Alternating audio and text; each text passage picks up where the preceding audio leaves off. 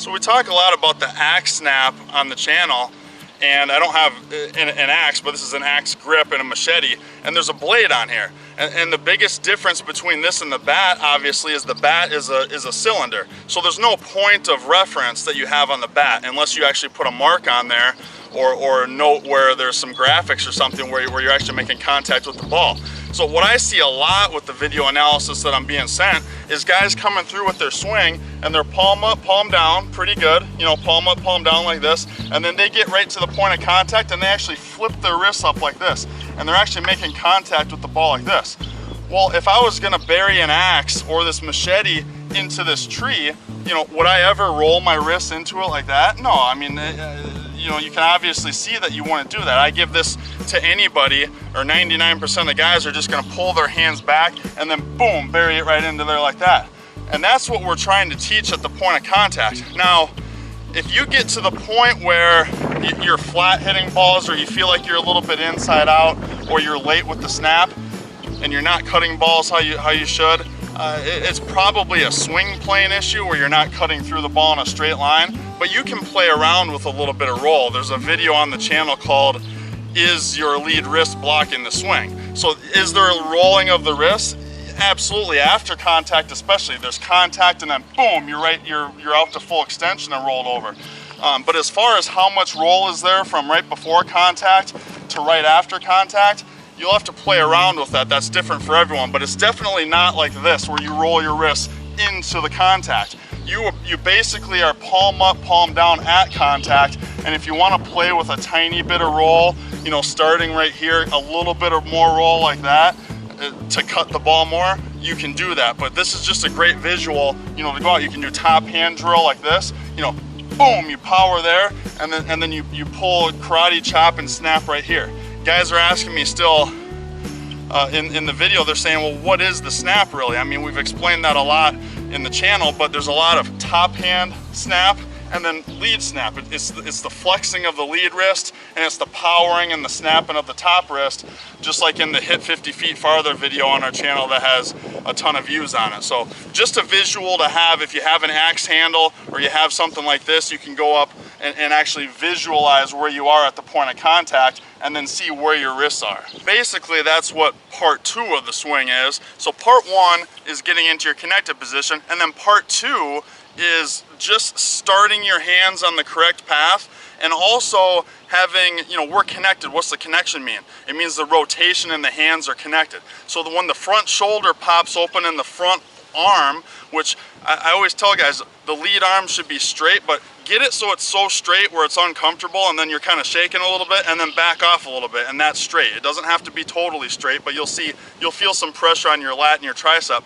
And then as you start to pull around, you don't want your lead arm just to be pinned to your shoulder. That doesn't, you know, lead arm pull doesn't mean you're just dragging around like this. There's a little bit of extension there too. You just don't want to have extension without rotation. You know, if I'm here like this and I just go like this out to the ball, well, what was the problem? I got no shoulder rotation. I got no upper body rotation. It's got to be, and then what about this?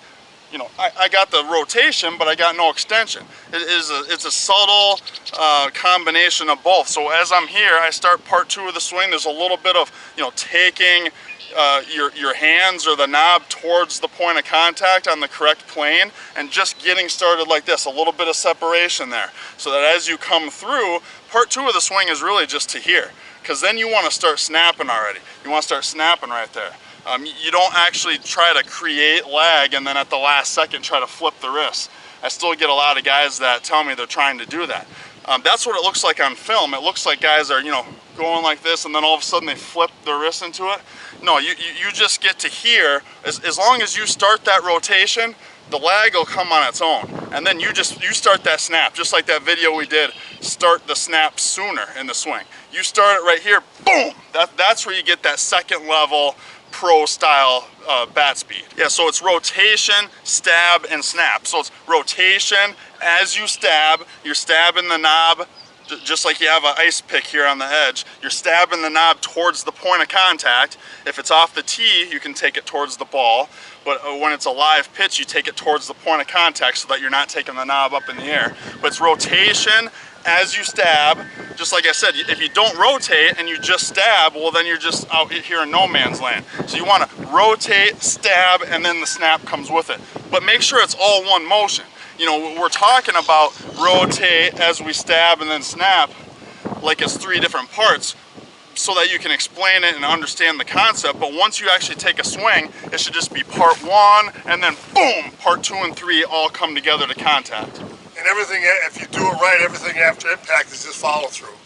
Yeah, if you do it right, everything after impact is just follow through. So as long as you explode to the point of contact, you know, or through contact, whatever you want to have your focus be, but really at contact is where we want to have our mechanics be super sound. You know, everything after that is just boom, is just follow through. So if you're having trouble with follow through, it's usually not something that you have to think about.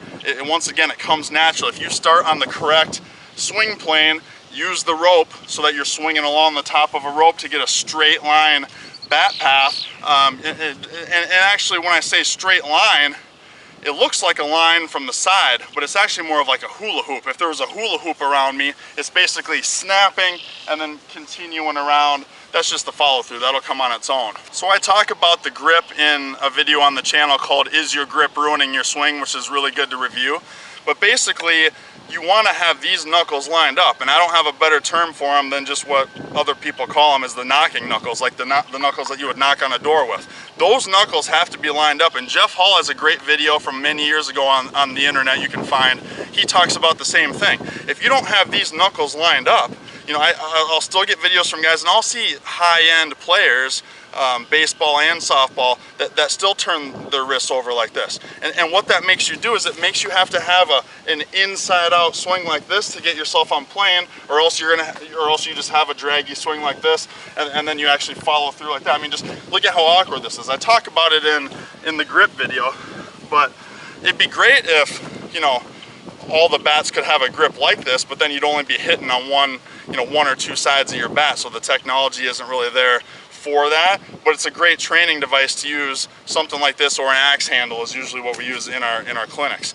So when you have the bat like this, there's no point of reference here. You know, if you want to, draw a line on there, and then draw a line on your bat if you want on different parts of it, and you could actually, you know, get a point of reference where you're at. But make sure those knuckles are lined up. If you have these knuckles lined up, then boom. You know, I do this drill in-person training all the time. I have guys grab their bat like they normally do, and I take their wrist through the zone and I start going like this. This feels like my wrists are gonna break. I go super slow with the guys. This is how you're properly supposed to swing on a straight line. That feels like my wrists up here are gonna break. Now if you line it up correctly, then I'll grab the guy's bat and I'll throw it right through the zone, like boom, like that. And there's no feeling of resistance or friction at all, because your knuckles are lined up correctly. Make sure they're lined up like this, not over. It's better to be this way than it would be the other way.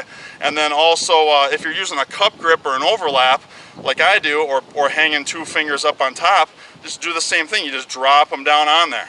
You know, I see a lot of guys, if you want to do a variation or a transition into a cup grip, then just put 2 fingers on the top of the bat, and you still feel like you got a lot of control there, but then you also get a little bit more of the cup grip, which I like for power hitting. That's why the 4-tool T drill is so great, because you use the axe snap with the axe handle, and it properly aligns your grip, and then it keeps you in that position no matter where the point of contact is. You know, just like we talk about, if we're going to go backside or pull the ball, a lot of guys will ask me, you know, well, I want to go up backside with a lot of power or with consistency, and I'm having trouble. All it is a point of contact. You know, your swing is the same, your wrist position is the same, your point of contact is just here instead of here.